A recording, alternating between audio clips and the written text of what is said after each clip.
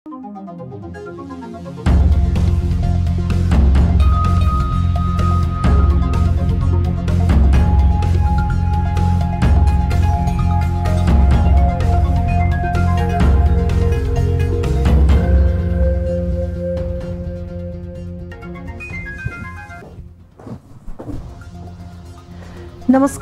यो हो news 24 television prime time न्यूजमा स्वागत छ।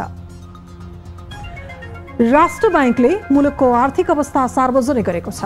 केन्द्रीय बैंकको प्रतिवेदनले मुलुकको शोधान्तर स्थिति अर्थात् भुक्तानीको अवस्था हालसम्मकै दयनीय भएको देखाएको छ। पुस मसान्तसम्मको आर्थिक सूचकले भुक्तानी सन्तुलनमा 2 खर्ब 41 अर्ब घाटा भएको देखिन्छ। व्यापार घाटाको आँकडा पनि उस्तै छ। आयात 9 खर्ब 79 अर्ब हुँदा निर्यात भने 1 खर्ब 85 अर्बमा सीमित भएको छ। रेमिट्यान्स पनि घट्ने क्रमै रहेको तथ्याङ्कले बताइरहेको छ। घट्दो रेमिट्यान्स, बढ्दो व्यापार घाटाले मुलुकको अर्थतन्त्रलाई नराम्रोसँग गाजेको तस्बिर सार्वजनिक भइरहँदा पनि अर्थतन्त्र सबल पार्ने काममा सरकारबाट सार्थक पहल हुन सकेको छैन। सरकारले केही वस्तुको आयातमा कडाई गरे पनि स्थानीय उत्पादन र त्यसको प्रयोगलाई प्राथमिकता दिने खालको नीतिगत सुधार गर्न सकेको छैन।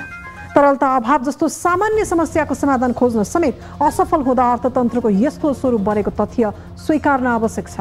आर्थिक वर्षको अझै करिब 6 महिना बाँकी नै रहेकाले आर्थिक सुधार र रूपान्तरणको मुद्दालाई सरकार र प्रमुख राजनीतिक दलहरूले प्राथमिकता दिएर अर्थतन्त्र सबल बनाउन ध्यान दिनै पर्छ। यता स्थानीय तह निर्वाचनको माहौल बन्दै गइरहेको छ। सरकारले आगामी वैशाख 30 गते चुनावको मिति घोषणा गरेसँगै निर्वाचन आयोगले आफ्नो तयारीलाई तीव्रता दिइरहेको जनाएको छ। प्रमुख राजनीतिक दलहरूले चुनाव केन्द्रित गतिविधि सुरु गरिसकेका छन्। प्रमुख प्रतिपक्षी एमाले मातहत कमिटीहरूलाई आवश्यक तयारीका लागि पत्राचार गरिसक्दा सत्तासीन कांग्रेसको पदाधिकारी बैठकले चुनावी तयारी थाल्ने निर्णय गरेको छ। निर्वाचन गर्ने गराउनेमा एक्टरको भूमिका भन्दा बाहिर रहेका साना दलहरूले पनि निर्वाचनका लागि आवश्यक तयारी र जोडघटाउमा व्यस्त भइसकेका छन्। केही दिन अघिसम्म निर्वाचनको मुद्दाले ध्रुवीकृत र हिल्लाम्य नेपाली राजनीति कञ्चन देखिन थालेको छ। यो यथार्थलाई मनन गर्दै राजनीतिक दलहरूले असहमतिका मुद्दाहरूमा समाधान खोज्नुपर्छ। प्रतिनिधि सभाको कार्यकाल सकिन झण्डै 10 महिना बाँकी रहेकाले संसदीय गतिरोधको अन्त्यले मुलुक, जनता र राजनीतिक दल सबैको हित हुने तथ्यको उपेक्षा गर्नु हुँदैन। अब प्राइम टाइम न्यूजका हेडलाइन्स। स्थानीय निर्वाचनको मिति टुङ्गिएसँगै साना दलहरू चुनावी रणनीति निर्माणमा केन्द्रित। निर्वाचनलाई अवसरमा परिणत लक्ष्यका कारण दलहरू उत्साहित। कुरा छ त्यो तात्कालिक अवस्थामा निर्भर हुने कुरा हो। सत्तालाई केन्द्रमा राखेर हुने राजनीतिक गठजोडमाथि चौतर्फी प्रश्न, नीति र सिद्धान्त ओझेलमा पार्दै गरिने स्वार्थी सहकार्यले मुलुकमा अस्थिरता निम्त्याएको विश्लेषण। अथवा सेवा भन्दा पनि यसलाई व्यावसायिक रूपमा प्रयोग गरेको देखियो। खाद्यान्नमा समेत आयातको भर पर्नुपर्ने अवस्थाका कारण नेपालीको भान्सा महँगो बन्दै। परिवर्तित खाद्य शैलीले आयात बढ्दा व्यापार घाटा समेत चुलियो। अहिले चाहिँ 29 करोड 95 लाख आयात भएको देखिन्छ। यो तथ्याङ्कले राष्ट्र बैंकद्वारा मुलुकको आर्थिक तथा वित्तीय स्थिति सार्वजनिक। रेमिटेन्स घट्दा आयातको आँकडा उकालोतर्फ, मूल्यवृद्धि पनि चर्कियो।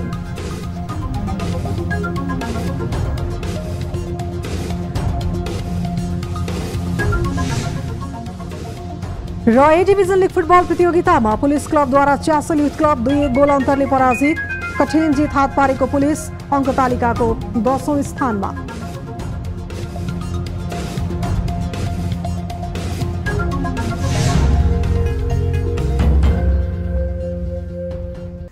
हामी निरन्तर न्यूजमा छौं। सरकारले स्थानीय तह निर्वाचनको मिति घोषणा गरेसँगै साना दलहरू पनि जुर्मुराएका छन्। 5 वर्षपछि हुन लागेको निर्वाचनले साना दलमा समेत उत्साह ल्याएको हो। जित निश्चित भएको स्थानमा एक्लै भिड्ने र जित्न मुस्किल भएको क्षेत्रमा तालमेल गरेर अगाडि बढ्ने उनीहरूको रणनीति छ। तर कतिपय साना दल भने संवैधानिक व्यवस्थाका कारण निर्वाचन बहिष्कार गर्ने मनस्थितिमा छन्। एक रिपोर्ट। गठबन्धन सरकारले वैशाख 30 गते स्थानीय तह निर्वाचनको मिति घोषणा गरिसकेको छ। निर्वाचनको मिति सार्वजनिक भएसँगै सानादेखि ठूला राजनैतिक दलहरूमा चुनावको रौनक देखिन थालेको छ। यो क्रम साना दलहरूमा अझ बढी देखिएको छ। एक्लै वा तालमेल गरेर भए पनि स्थानीय तहमा बलियो उपस्थिति देखाउने रणनीतिका कारण उनीहरूको दौडधुप समेत बढेको छ। पार्टीको लोकप्रियतालाई हेरेर एक्लै प्रतिस्पर्धा गर्ने वा तालमेल गर्ने रणनीति तय गर्ने राष्ट्रिय प्रजातन्त्र पार्टीको भनाइ छ। राष्ट्रमा तालमेलको कुरा छ, त्यो तात्कालिक अवस्थामा निर्भर हुने कुरा हो। तर हामी अहिले चाहिँ आफै स्वतन्त्र हिसाबले हाम्रो आफ्नै तागतमा सम्पूर्ण स्थानीय तहमा उम्मेदवार उठाउने प्रयास गर्छौँ, उम्मेदवारी दिन्छौँ र भोलि कुनै अवस्था तालमेलको अवस्था आइहाल्यो भने त्यसलाई इन्कार गर्दैनौँ।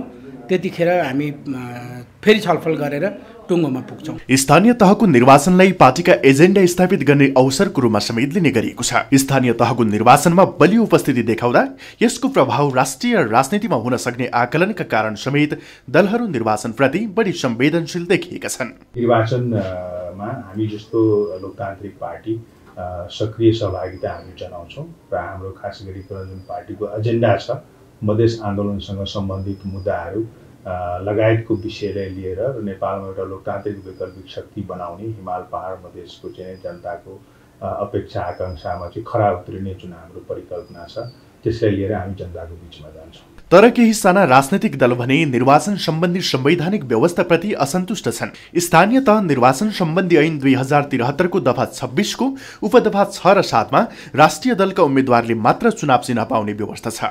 राष्ट्रिय पार्टीलाई मात्रै स्थानीय तहको निर्वाचनमा चुनाव चिन्ह प्रदान गर्ने नीतिले निर्णय परिमार्जन नहुँदासम्म स्थानीय निर्वाचन बहिष्कार गर्न सक्ने उनीहरूको चेतावनी छ। हामी त कानुन त उनीहरूले प्रतिबन्ध लगाएका छन् नि।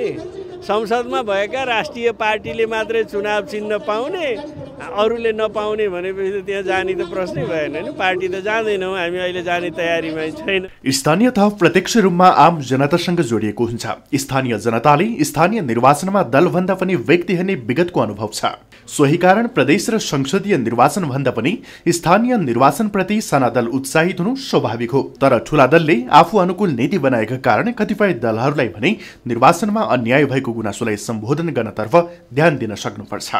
न्युज 24 टेलिभिजनका लागि क्यामेरामा गोपाल पङ्गनीको साथमा टिभी जर्नलिस्ट सरोज बस्यालको रिपोर्ट। सर्वोच्च अदालतले मध्य प्रदेशमा वैशाख 30 गते स्थानीय तहको चुनाव नगर्न माग गर्दै पेश भएको रिट निवेदन दरपीट गरेको छ। महोत्तरीको भङ्गाहा नगरपालिकाका मेयर समृत कुमार शाहले दिएको निवेदनलाई सर्वोच्च प्रशासनले दरपीट गरेको हो। उनको रिटमा संविधानको धारा 215 र 216 अनुसार स्थानीय तहमा निर्वाचित पदाधिकारीको कार्यकाल 5 वर्ष हुने हुँदा उक्त कार्यकाल पूरा भएपछि मात्रै चुनाव हुनुपर्ने माग दावी गरिएको थियो। 2074 सालमा स्थानीय तहको चुनाव हुँदा तत्कालीन प्रदेश 2 अर्थात् मध्य प्रदेशमा असोज 2 गते चुनाव भएको थियो। वैशाख 30 गते नै चुनाव गर्दा धारा 215 र 216 अनुसारको 5 वर्ष कार्यकाल पूरा हुन नपाउने जिकिर निवेदकले गरेका थिए। तर स्थानीय तह निर्वाचन ऐनले चुनावका बारेमा प्रश्न पारेकाले त्यसकै आधारमा रिट निवेदन दरपीट गरिएको सर्वोच्च प्रशासनले जनाएको छ। प्रशासनको निर्णय विरुद्ध निवेदकले इजलासमा निवेदन दिन सक्नेछन्।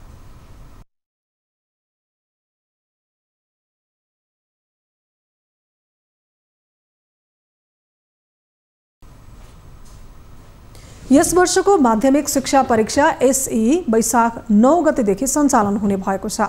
राष्ट्रिय परीक्षा बोर्डले बुधबार परीक्षाको समय तालिका सार्वजनिक गरेको हो। यस वर्ष एसईमा 5,08,000 परीक्षार्थी सहभागी हुने प्रारम्भिक अनुमान छ। नियमित तालिका अनुसार चैतमा एसई हुने गर्दथ्यो, तर कोरोनाले पठन पाठनमा असर गरेका कारण चैतभर कक्षा सञ्चालन गरेर वैशाखमा परीक्षा गर्न लागिएको हो। गत 2 वर्ष कोभिडका कारण आन्तरिक मूल्याङ्कनका आधारमा नतिजा प्रमाणीकरण गरिएको थियो। राष्ट्रिय जनमोर्चा पार्टीका अध्यक्ष चित्रबहादुर केसीले मुलुकभन्दा ठूलो गठबन्धन नभएको टिप्पणी गरेका छन्। एमसीसी विरुद्धमा बुधबार काठमाडौँमा आयोजित विरोध सभालाई सम्बोधन गर्दै अध्यक्ष केसीले जनमोर्चाले गठबन्धन जोगाउनु भन्दा मुलुकलाई जोगाउनका लागि लागि परेको जिकिर गरेका हुन्। अहिले संसद र न्यायालयलाई दलहरूले ध्वस्त पार्ने काम गरेको उनको आरोप छ। एमसीसीका नाममा नेपालमा अमेरिकी साम्राज्यवादले शासन गर्न खोजेको भन्दै यस विषयमा राजनैतिक दलहरूलाई गम्भीर हुन उनले आह्वान समेत गरे। केसीले एमसीसी मार्फत अमेरिकाले नेपाललाई चीन विरोधी अखडा बनाउन खोजिएको र नेपालको जलस्रोतलाई कब्जा गर्न खोजेको दावी समेत गरे। गठबन्धन के हुन्छ? राष्ट्रिय जनमोर्चाको लागि नेपाल राष्ट्र ठुलो हो कि गठबन्धन? लाग्ला ममानी मलाई घरै छ कति भने जस्तो गठबन्धन त तपाईँ चाहिँ नि प्रतिगमनका विरुद्धमा तपाईँ चाहिँ नि संसद पटक पटक खाए, अहिले पनि संसद चल्न दिइरहेको छैन। न्यायपालिका के गति भएको छ भन्नु। कार्यक्रममा सहभागी अन्य वक्ताहरूले एमसीसी इन्डो पेसिफिक रणनीति अन्तर्गत रहेको पुष्टि भइसकेको भन्दै खारेज गर्नुपर्ने धारणा राखेका थिए। अमेरिकी सहयोग परियोजना एमसीसी पारित गर्ने समय सीमा नजिकैसँगै यो विषय झन उग्र बन्दै गएको छ। राजनीतिक दलहरूको बैठकमा उच्च महत्त्व पाइरहेको यो विषयले सडकमा समेत चर्का नाराबाजीको स्थिति सृजना गरिरहेको छ। राजनीतिक दलहरूमा एमसीसी पारित गर्ने कि नगर्ने भन्नेमा विभाजित हुँदा असर सडकमा समेत देखिएको हो। एक रिपोर्ट। पछिल्लो समय अमेरिकी सहयोग परियोजना एमसीसीको विषयमा संसदमा प्रतिनिधित्व गर्ने दलदेखि संसद बाहिर रहेका दलहरू समेत पक्ष विपक्षमा देखिएका छन्। एमसीसी सम्झौता राष्ट्रहितमा छ कि राष्ट्रको हित विपरीत छ भन्ने विषयमा आफ्नै खाले अड्कल र व्याख्या हुने क्रम जारी छ। संसदका ठूला दल नेकपा एमाले र नेपाली कांग्रेस एमसीसी पारित गर्ने लाइनमा छन् भने माओवादी र एकीकृत समाजवादी यसको विपक्षमा उभिएका छन्। संसद बाहिर रहेका दलहरूले भने कतिपय यस विषयमा मौन छन् भने केही दलहरू मोर्चाबन्दी गरेर सडकमा यसको विरोध गरिरहेका छन्। यो एमसीसी लागू भयो भने सिरिया जस्तो यो देश हुन्छ, यहाँको प्राकृतिक स्रोत साधनहरू अमेरिकाको माताहतमा हुन्छ र हाम्रो देश युद्ध भूमि मात्र हुन्छ। हाम्रो देश युद्ध भूमि मात्र हुन्छ। त्यसैले एमसीसी हामीलाई चाहिएकै छैन। पहिला जब सिधै उपनिवेश चलाएको भने जस्तो यो चाहिँ एउटा नव उपनिवेश हो, जुन एउटा हामी जस्तो एउटा राष्ट्रभक्त होइन, जुन एउटा राष्ट्रिय स्वतन्त्रताको रक्षा गर्ने हामी जस्तो एउटा जुन बुझेका युवा विद्यार्थीहरूमा चाहिँ हैन, हामीले चाहिँ यसको विरोध गर्नुपर्छ। एमसीसी परियोजना अमेरिकी सरकारको अनुदान हो। यसको रकम नेपालले सडक र विद्युतीय पूर्वाधार निर्माण गर्ने प्रष्टीकरण दिइरहेको छ। तर यसका विरोधीहरूले एमसीसी विकास परियोजना नभएर सैन्य गठबन्धनको अंश भएको तर्क गर्छन्। विगतदेखि स्वतन्त्र रहँदै आएको देशको स्वाधीनता र स्वतन्त्रतामाथि नै आक्रमण हुने तर्क समेत हुने गरेको छ। नेपाल भनेको एउटा स्वाभिमानका साथ संसारमा एउटा नेपाल भनेर एउटा चाहिँ आफ्नो एउटा स्वतन्त्र अस्तित्वका साथ स्वतन्त्र सार्वभौम चाहिँ एउटा पहिचानका साथ त्यो नेपाललाई बाँच्ने हक छ। नेपालसँग त्यो पहिलेदेखि इतिहासदेखि हाम्रा पुर्खाहरूले राष्ट्रियताको लागि जुन किसिमको लडाइँ लडेका छन्, हामीलाई संसारमा एउटा स्वतन्त्र राष्ट्रको रूपमा चाहिँ एउटा चाहिँ संसारलाई चिनिने हाम्रो अधिकार छ। के भिख मागेर चाहिँ नेपाल विकास हुन्छ र? नेपालमा भिख माग्नु पर्दैन। हरेक नेपालीसँग अनुरोध गर्ने भने नेपालीले पनि धेरै थोरै सहयोग गर्न सक्छन्। नेपाल त्यसै पनि बन्छ। बाटो के यहाँ बाटो छैन र? बाटोको चाहिँ स्तरोन्नतिको कुराहरू आएको छ, विद्युतको स्तरोन्नतिको कुराहरू आएको छ, ट्रान्समिसन लाइन लगाउने कुरा छ। के अहिले बिजुली भएकै छैन नेपालमा? छ त। तर यी सबै एउटा बहानाबाजी हुन्, अरू केही पनि होइन। एमसीसी पारित गर्ने अधिकार यति बेला सार्वभौम संसदलाई छ। तर संसद बाहिर रहेका दलले समेत यो विषयमा सडक तताउँदा यसबारे अनेक टिप्पणी हुने गरेको छ।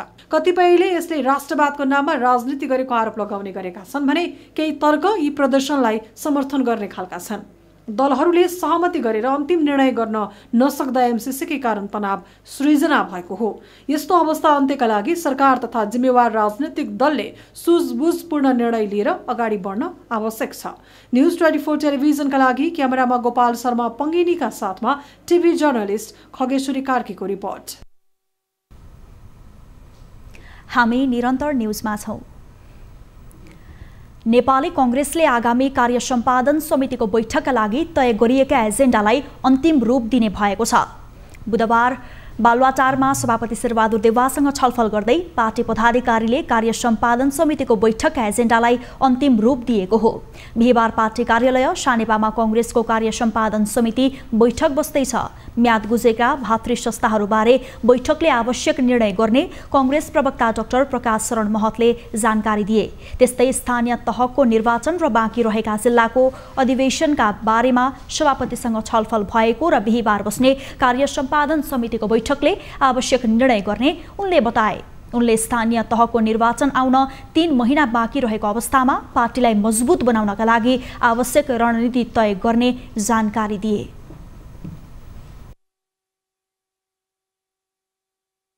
स्थानीय निर्वाचनमा हामी कसरी सशक्त रूपमा प्रस्तुत हुने, कसरी परिचालन गर्ने र यो 16 जिल्लाको अधिवेशन जुन चाहिँ स्थगन भएको छ, खास गरी कोभिडको कारणले पनि फेरि सर्यो, त्यसलाई कसरी अगाडि बढाउने र सँगसँगै यो भातृ शुभेच्छुक सङ्गठनहरूलाई कसरी फेरि गति दिने, त्यसलाई पूर्णता दिने भन्ने विषयमा हाम्रो पदाधिकारी साथीहरू, बाँकी पदाधिकारी साथीहरूले जुन छलफल हामीले गरेका थियौँ।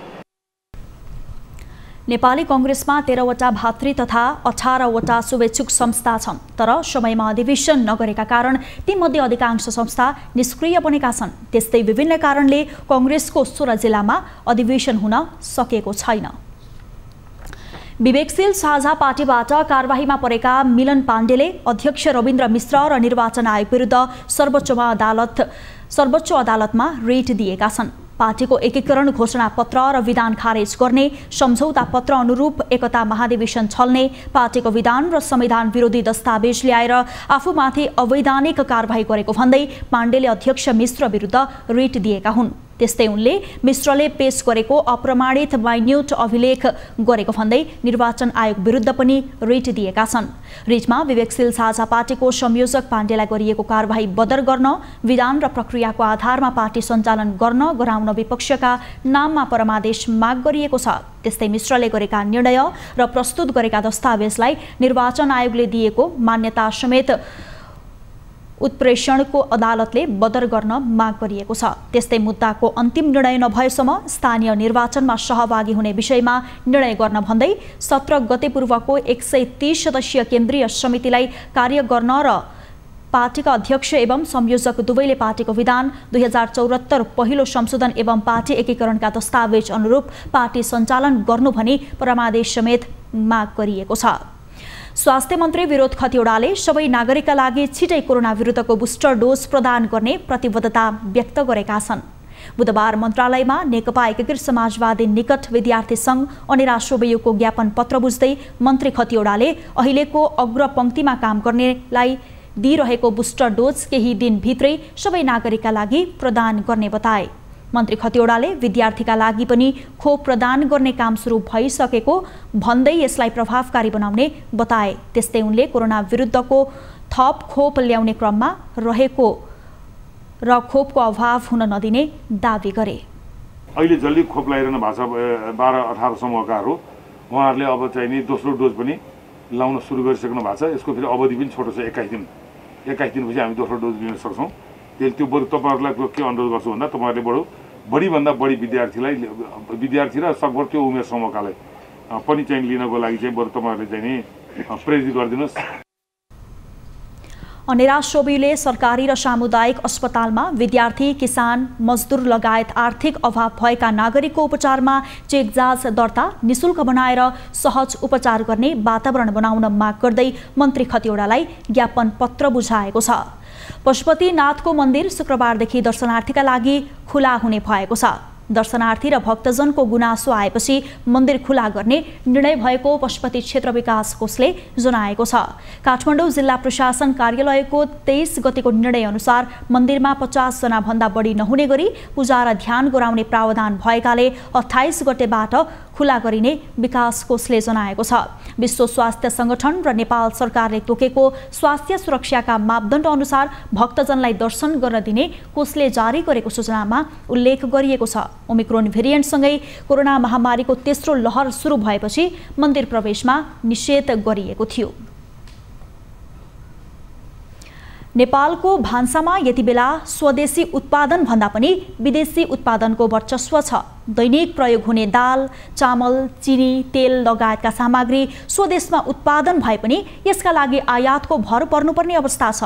दैनिक उपभोग्य वस्तु समेत पर्याप्त उत्पादन नहुँदा भारत, अर्जेन्टिना, मलेसिया, इन्डोनेसिया लगायत मुलुकबाट आयात गर्दै काम चलाउने क्रम बढिरहेको छ। भन्सार विभागको तथ्याङ्कले पनि खाद्यान्नको आयात चुलिएको र यही कारण व्यापार घाटा समेत बढेको देखाएको छ। एक रिपोर्ट। कुनै समय खाद्यान्न निर्यात गर्ने मुलुक नेपाल अहिले दैनिक उपभोग्य वस्तुको समेत आयात गरिरहेको छ। भान्सामा दैनिक चाहिने चामल, दाल, चिनी, तेल, गेडागुडी लगायतको सामग्रीको आन्तरिक उत्पादनमा ह्रास आएसँगै यो सामग्रीका लागि समेत विदेश भर पर्नुपर्ने भएको छ। खाद्यान्न शीर्षकमा मात्र नेपालले दैनिक ठूलो रकम खर्च गर्ने गरी यी वस्तु उत्पादनमा ध्यान नपुग्दा खानाका लागि मात्र दैनिक ठूलो धनराशि विदेशी नै गरेको अवस्था छ। गत आर्थिक वर्षको 6 महिनाको तुलनामा चालू आर्थिक वर्षको सोही अवधिमा अधिकांश खाद्य सामग्रीमा बढोत्तरी भएको छ। हाम्रो भान्सामा प्रयोग हुने चामल चामल चाहिँ गत वर्ष चाहिँ नेपालमा यो 6 महिनामा 30 करोड 81 लाख भित्रिएकोमा अहिले चाहिँ 29 करोड 95 लाख आयात भएको देखिन्छ। यो तथ्याङ्कले चाहिँ गत वर्षभन्दा यो वर्ष चामल आयातमा केही कमी आएको देखिन्छ भने दाल तथा गेडागुडीको हकमा त्यहाँ 6 महिना विगत 77-78मा 13 करोड 86 लाख चाहिँ आयात भएकोमा यस वर्ष चाहिँ 14 करोड 36 लाख भन्नाले यो वृद्धि भएको देखिन्छ। अहिले दैनिक उपभोग गर्ने चामल र दालको ठूलो परिणाम भारतबाट आयात भइरहेको छ। नेपालले सबैभन्दा बढी रुचाउने तरकारी, आलु र प्याजको उत्पादन समेत निराशाजनक छ। भारतीय आलु र प्याजले नेपाली बजारको 98% सम्म धार्नुपर्ने अवस्था रहेको व्यापारी बताउँछन्। इन्डियाबाट चामल आउँछ तर त्यो बोरे त्यहीबाट प्याक गरेर पनि आउँछ। पुरै धानेको छैन, तर पुरै धान्ने अहिले त पुरै धाने छैन, तर पहिला भन्दा अहिले बढेको छ। दैनिक उपभोग्य वस्तुमा समेत अन्य देशको भर पर्नुपर्ने अवस्थाका कारण नेपालको व्यापार घाटा दिनानुदिन बढिरहेको तथ्याङ्क पाइन्छ। यसको प्रमुख कारण स्वदेशी उत्पादनको अवस्था नाजुक रहेको बुझ्न कठिन छैन। अझ परिवर्तन खानकी शैलीका कारण समेत आयात बढेको पाइन्छ। खाद्यान्न सामग्रीहरू नेपालमा उत्पादन हुन नसक्नु नै प्रमुख कारण हुनुपर्छ र यसमा हाम्रो केही खानेकुरामा हाम्रो भान्सामा हाम्रा जुन पुराना हेबिटहरू थिए ती चाहिँ परिवर्तन भएका छन् र हामीले भान्सामा पाक्नुपर्ने नेपाली उत्पादनहरू भन्दा हामीले विदेशबाट आयात भएका मालवस्तुहरू नै खपत गर्ने गरेका छौं।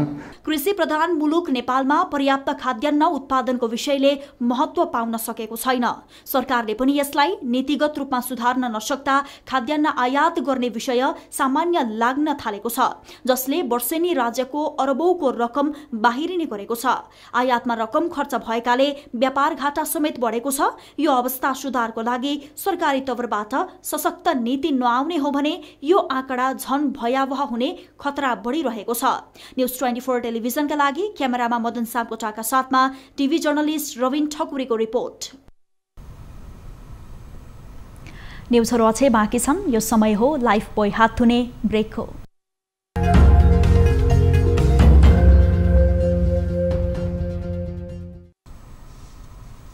हामी निरन्तर न्यूजमा छौं। राजनीति मुलुक अघि बढाउने मूलनीति हो। यो नीति निश्चित सिद्धान्त, विचार र दर्शनबाट प्रेरित हुने गर्दछ। राजनीतिक दलहरू फरक फरक दर्शन र विचारधारा लिएर स्थापित हुने गर्छन्। राजनीतिक दलहरूले आफ्नो मित्र शक्ति र प्रतिस्पर्धी शक्ति पहिचान गरेर रणनीति गर्ने गर्छन्। नेपालको हकमा भने कागजमा त्यस्तो भए पनि सत्तामुखी राजनीतिले नीति र सिद्धान्तलाई ओझेलमा पार्ने गरेको छ। एक रिपोर्ट। भनिन्छ राजनीतिमा स्थायी शत्रु र स्थायी मित्र हुँदैन। देश, काल र परिवेश अनुसार राजनीति फरक फरक हुने गर्दछ।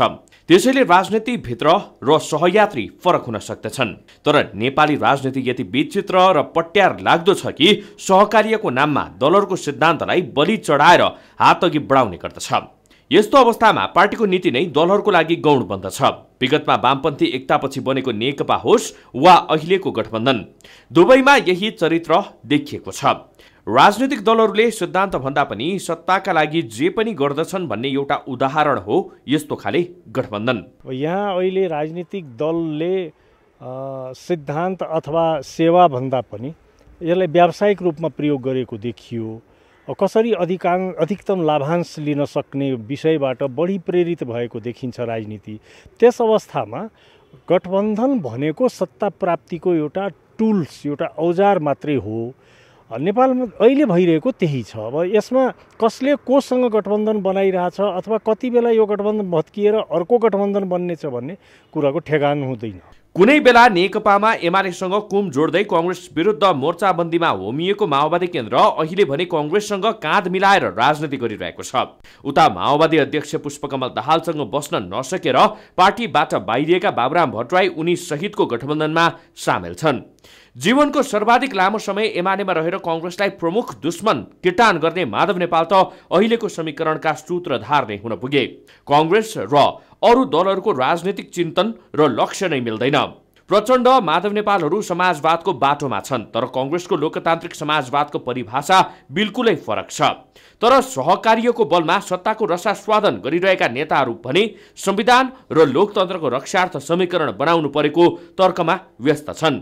नेपालको संवैधानिक व्यवस्थालाई ट्र्याकभित्र पसाल्नको लागि त्यो कारणले त्यसको लागि कुन कुन राजनीतिक दलसँग मिल्नुपर्छ, कुन कुन राजनीतिक दलले संविधान कानुन प्रणाली मानिरहेको छ।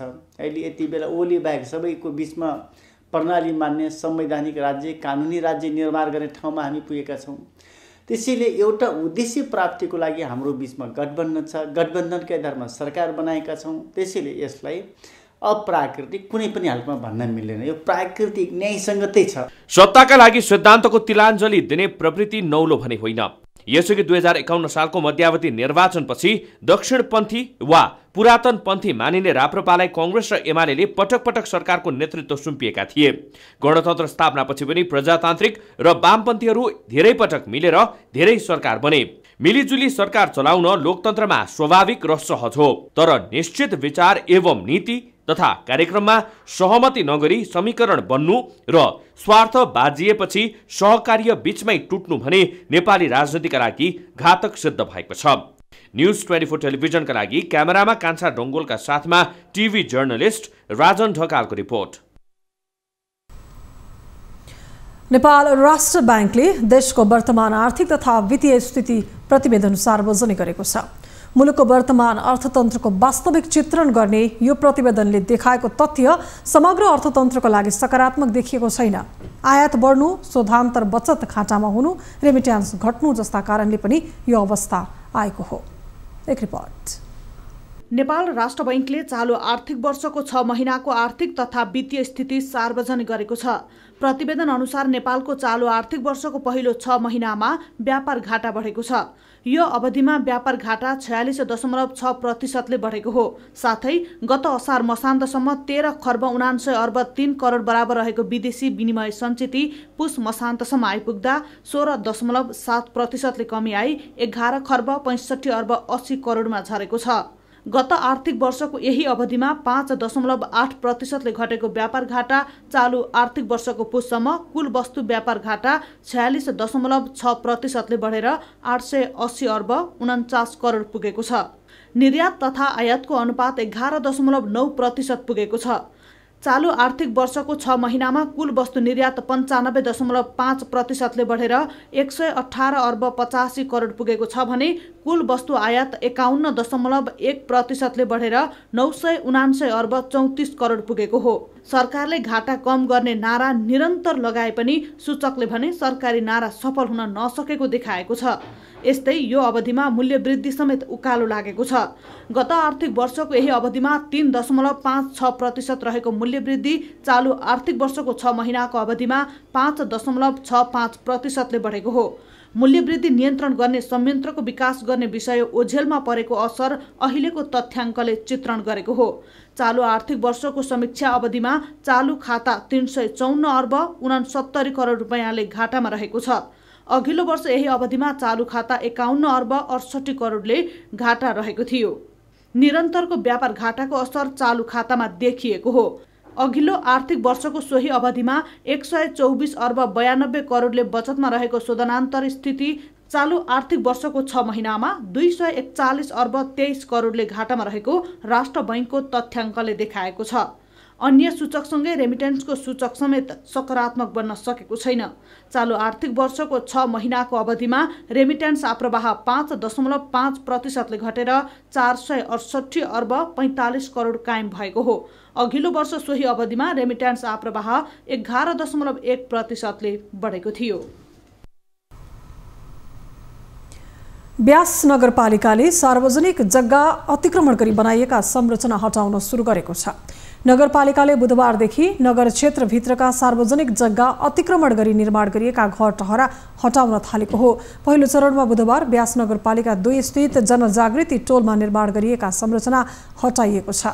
स्थानीय विक्रम श्रेष्ठ, भरत पोखरेल, मनबहादुर रुचाल, राजेन्द्र श्रेष्ठ, कला श्रेष्ठ र उत्तर शिला टोल स्थित वृषराज श्रेष्ठको निर्माण गरेको संरचना भत्काइएको हो। सार्वजनिक जग्गामा निर्माण गरिएका घर टहरा भत्काउन पटक पटक पत्रचार गर्दा पनि नभत्काएपछि नगरपालिकाले डोजर लगाएर भत्काइएको छ। नापी शाखाको अमिन लगायत हाम्रो प्राविधिकहरू, हाम्रो अमिनहरू समेत गएर छुट्याएर हामीले त्यो अनुसार गरेका छौँ। अब बाँकी रह्यो भौतिक निर्माण नभएको जग्गाहरूलाई तरकारी सरकारी खेती गरेको ठाउँहरू, केही कम्पाउन्डमा चाहिँ एउटा खाँगो गाड्ने बाँध बाल्ने, त्यसलाई पनि हामीले अब 7 दिनको चाहिँ पत्र दिएर तुरुन्त चाहिँ तपाईँहरूले हटाउनुहोस्, अन्यथा हामीले चाहिँ। नगरपालिकाले गत पुस 22 गते 15 दिनको सूचना प्रकाशित गरी सार्वजनिक जग्गा मिची निर्माण गरिएका घर टहरा हटाउन सम्बन्धित व्यक्तिलाई सूचना जारी गरेको थियो। नगर क्षेत्रभित्र सार्वजनिक जग्गा मिचेर बनाइएका सबै संरचना हटाइने नगरपालिकाले जनाएको छ। छन् तिनीहरूको संरक्षणको लागि पहिलेदेखि नै हामी प्रयत्न गर्दै आएका छौँ। पहिला हाम्रो चाहिँ पहिलाका निर्वाचित नगर प्रमुखहरूको कार्यकालमा पनि यस्ता चाहिँ नक्सा नभइकन बनेका घरहरू, राजमार्गहरू चाहिँ मिचेर बनाएका घरहरू भत्काउने कामहरू त्यतिखेर पनि भएको थियो। यो नगरपालिकाको नियमित काम हो। नगरपालिकाका अनुसार ब्यास नगरपालिका 2 डाङ्गे खोल्सीमा 100 भन्दा बढी जग्गा अतिक्रमण भएको छ। साथै ब्यास नगरपालिका 1 र 10 मा पनि सार्वजनिक जग्गा अतिक्रमण गरी संरचना बनाइएको छ। नगरभित्र सरकारी जग्गा मिचेर 14 वटा घर निर्माण भएको नगरपालिकाले जनाएको छ। जिल्ला प्रहरी कार्यालय झापाले काकरभिट्टा नाका हुँदै विस्फोटक पदार्थ नेपाल भित्र्याउने एक व्यक्तिलाई पक्राउ गरी सार्वजनिक गरेको छ। बुधबार इलाका प्रहरी कार्यालय काकरभिट्टामा पत्रकार सम्मेलन गरेर पक्राउ परेका चिरण रोका मगरलाई सार्वजनिक गरिएको हो। जिल्ला प्रहरी कार्यालय झापा र इलाका प्रहरी काकरभिट्टाको टोलीले 28 वर्षीय रोका मगरलाई माघ 21 गते म्याग्दीबाट पक्राउ गरिएको जिल्ला प्रहरी कार्यालयले जनाएको छ। पक्राउ परेका रोका मगर म्याग्दीको रूम स्थित मालिका गाउँपालिका 2 का स्थानीय हुन्। उनले पश्चिममा ढुङ्गा उत्खननका लागि विस्फोटक पदार्थ लगेको बयान दिएको प्रहरीले जनाएको छ। रोकाले यसअघि 3 पटक विस्फोटक पदार्थ नेपाल भित्र्याएको प्रहरीको भनाइ छ। विस्फोटक पदार्थहरू बरामद भएको अवस्था थियो र व्यवहारिक अवस्थामा विस्फोटक पदार्थ बरामद भएको थियो। यो को कसले ल्यायो, कसरी ल्यायो, के प्रयोजनको लागि ल्यायो भन्ने कुराको चाहिँ हामी अनुसन्धान गर्दै थियौँ। सोही क्रममा चाहिँ अनुसन्धानको क्रममा यो लिएर आउने मान्छे चाहिँ हामीले पक्राउ गर्न सफल भयो। झापामा केही दिन अघि बिर्तामोड र दमकमा भूमिगत समूहले बम जस्तो विस्फोटक पदार्थ राखेर जनता त्रसित बनाएको थियो। यही माघ 18 गते मेचीनगर 7 गैरी गाउँमा बालुवामा गाडिएको अवस्थामा सशस्त्र प्रहरी बलको टोलीले 80 वटा डेटोनेटर र 91 वटा नेपोलाइट एक्सप्लोसिभ बरामद गरेको थियो।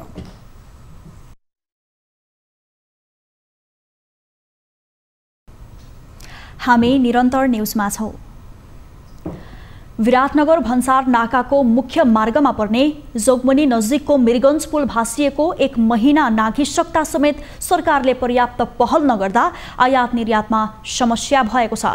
आयात निर्यातमा समस्या हुँदा उत्पादन लागत बढेको सुनसरी मोरङ औद्योगिक करिडोरका उद्योगी व्यापारीहरूले गुनासो गरेका छन्। गत पौष 22 गते भासिएको पुलबाट आयात निर्यात पूर्ण रूपमा रोकिएपछि अहिले कोशी ब्यारेग भीमनगर रुट भएर यस क्षेत्रका उद्योगहरूको कच्चा पदार्थ आयात भइरहेको छ। विगत 15 दिनदेखि मोरङ व्यापार सङ्घ नेतृत्वमा मिरगञ्ज पुल निर्माणका लागि बिहारका मन्त्री तथा अररिया उच्च अधिकारीहरूसँग छलफल भइरहेको छ।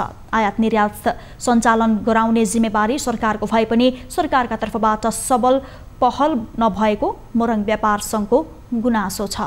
1 महिनादेखि कुनै पनि पहल भनेर भन्दा बलियो पहलको कुरा गर्दैछु।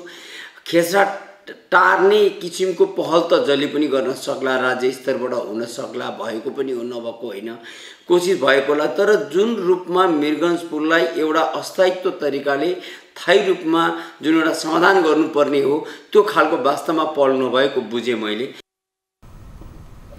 करिब 110 किलोमिटर घुमौरो बाटो भएर भीमनगर नाकाबाट आयात निर्यात हुँदा सुनसरी मोरङ औद्योगिक करिडोरका उद्योगीहरूलाई दैनिक लाखौं रुपैयाँ घाटा भइरहेको छ।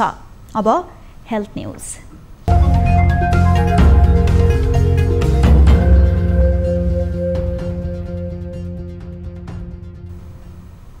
नेपालमा थप 2401 जनामा कोरोना संक्रमण पुष्टि भएको छ। देशभर गरिएको 11603 पीसीआर परीक्षणका क्रममा 1851 जना र 4753 एन्टिजेन परीक्षणका क्रममा 550 जनामा कोरोना संक्रमण पुष्टि भएको स्वास्थ्य मन्त्रालयले जनाएको छ। त्यस्तै कोरोनाका कारण 14 जनाको मृत्यु भएको छ। हालसम्म नेपालमा कोरोनाका कारण 11551 जनाको मृत्यु भएको छ। त्यस्तै थप 7777 संक्रमित निको हुँदा हालसम्म नेपालमा 9,70,462 जना निको भएका छन्। हाल नेपालमा 30,241 सक्रिय संक्रमित आइसोलेसन र 133 जना क्वारेन्टिनमा रहेको मन्त्रालयले जनाएको छ। अब बिजनेस न्यूज।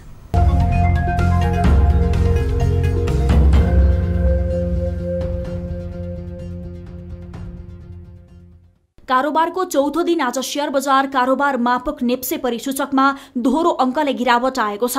आज नेप्से सूचक 22.06 अङ्कले घटेर 2813.50 को बिन्दुमा पुगेको हो। नेप्से परिसूचकसँगै आज शेयर कारोबार रकम समेत सुस्ताएको छ। मंगलबार 6 अर्ब 28 करोडको कारोबार भएकोमा आज 3 अर्ब 47 करोडमा सीमित भएको हो। यस्तै कारोबारमा आएका सबै उपसमूह घटेका छन्। बैंकिङ 12, व्यापार 36, होटल तथा पर्यटन 2, विकास बैंक 46, जलविद्युत 32, फाइनान्स 24, निर्जीवन बीमा 198, उत्पादन 15, अन्य 3, जीवन बीमा 154, लगानी 1 र माइक्रो फाइनान्स 5 उपसमूह अङ्कले घटे। यस दिन कुल 165 कम्पनीको मूल्य घट्दा केवल 20 को मात्रै बढेको छ, जसमा लिबर्टी इनर्जीको मूल्य सबैभन्दा धेरै 3% बढेको हो। घट्नेहरू मध्ये बुद्धभूमि हाइड्रोको मूल्य सबैभन्दा धेरै 6.6% घट्यो।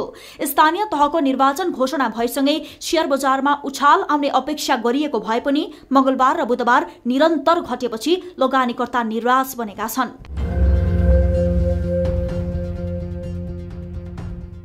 डिश होमले आफ्ना डिलर दाइहरूलाई सम्मान गरेको छ। महेन्द्रनगर सर्भिस सेन्टरमा कार्यक्रम गरेर सम्मान गरिएको हो। डिश होम र डिश होम फाइबर नेटको बिक्रीपछि ग्राहकलाई उत्कृष्ट सेवा प्रदान गर्ने अतरियाका एस्केट हाउस, अतरियाका उग्रतारा बिजुली भण्डार, धनगढीका लामा ट्रेडर्स, महेन्द्रनगरका केपी इन्टरप्राइजेस, पुनर्वासका अधिकार इलेक्ट्रोनिक्स, वाडीका आर्य इलेक्ट्रोनिक्सलाई एक थान ल्यापटप प्रदान गरेको हो। डिश होम फाइबर नेटले ग्राहकको आवश्यकता अनुसार सहुलियत मूल्यमा विभिन्न प्याकेजहरू ल्याएको छ। कम्पनीले ग्राहकलाई 10 MBPS निशुल्क इन्टरनेट सुविधादेखि 600 MBPS सम्मको प्याकेज उपलब्ध गराउँदै आएको छ।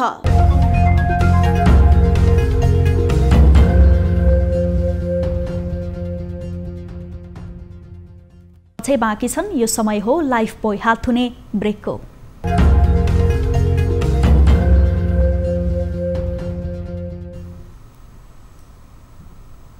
हामी निरन्तर न्युजमा छौं। अब स्पोर्ट्स न्युज।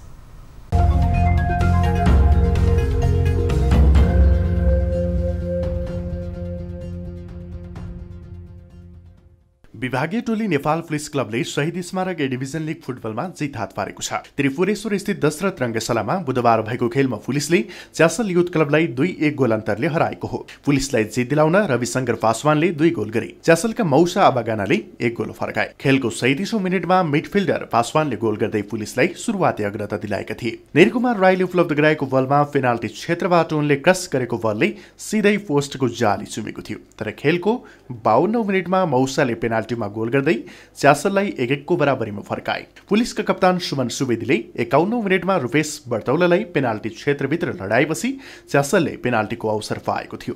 त्यसपछि खेलको 70औं मिनेटमा पासवानले व्यक्तिगत दोस्रो गोल गर्दै पुलिसले 2-1 को जित दिलाए।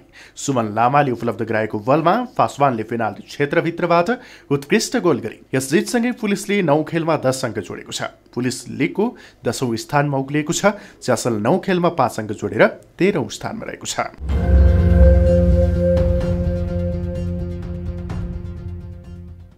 अब 24 वेदर अपडेट।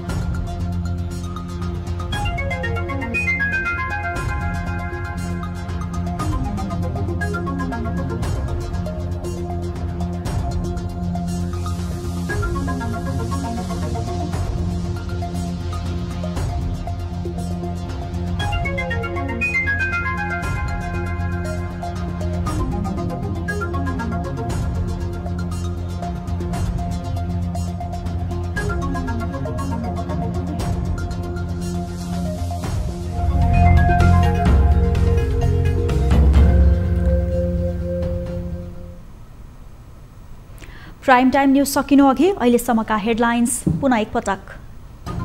स्थानीय निर्वाचनको मिति टुङ्गिएसँगै साना दलहरू चुनावी रणनीतिमा निर्माणमा केन्द्रित, निर्वाचनलाई अवसरमा परिणत लक्ष्यका कारण दलहरू उत्साहित। कुरा छ त्यो तात्कालिक अवस्थामा निर्भर हुने कुरा हो।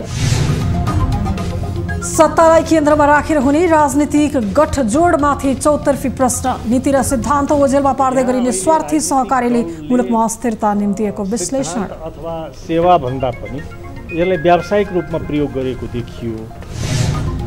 खाद्यान्नमा समेत आयातको भर पर्नुपर्ने अवस्थाका कारण नेपाली भान्सा महँगो बन्दै परिवर्तित खाद्य शैलीले आयात बढ्दा व्यापार घाटा समेत चुलियो। 30 करोड 81 लाख भित्रिएकोमा अहिले चाहिँ 29 करोड 95 लाख आयात भएको देखिन्छ।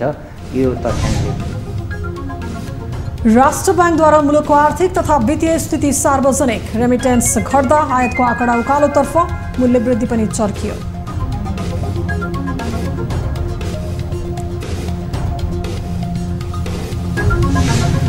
र ए डिभिजन लिग फुटबल प्रतियोगितामा पुलिस क्लबद्वारा च्यासल युथ क्लब 2-1 गोल अन्तरले पराजित। कठिन जित हात पारेको पुलिस अङ्क तालिकाको 10औं स्थानमा।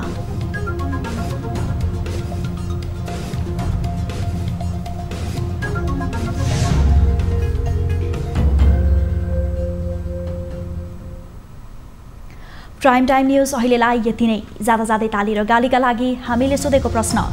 गीता छोएर पार्टी नफुटाउने बासा गरेका राप्रपाका निवर्तमान अध्यक्ष कमल थापाले अहिलेको गतिविधि नयाँ पार्टी खोल्ने पूर्वाभ्यास हो भन्नेले तालीमा र होइन भन्नेले गालीमा भोट गर्नुहोला। हाम्रो पात्रोको एपमा गएर ताली र गालीका लागि भोट गर्न सक्नुहुनेछ। थप न्युजका लागि हाम्रो वेबसाइट www.news24nepal.com हेर्नुहोला। साथै हामीलाई फेसबुक, ट्विटर र युट्युबमा पनि फलो गर्न सक्नुहुनेछ। यस्तै मोबाइल, भाइबर र इमेलबाट 24 हेल्थ डेस्कमा समस्या र गुनासो राख्न सक्नुहुनेछ। अहिलेलाई बिदा दिनुहोस्। हामी निरन्तर न्युजमा छौँ। नमस्ते।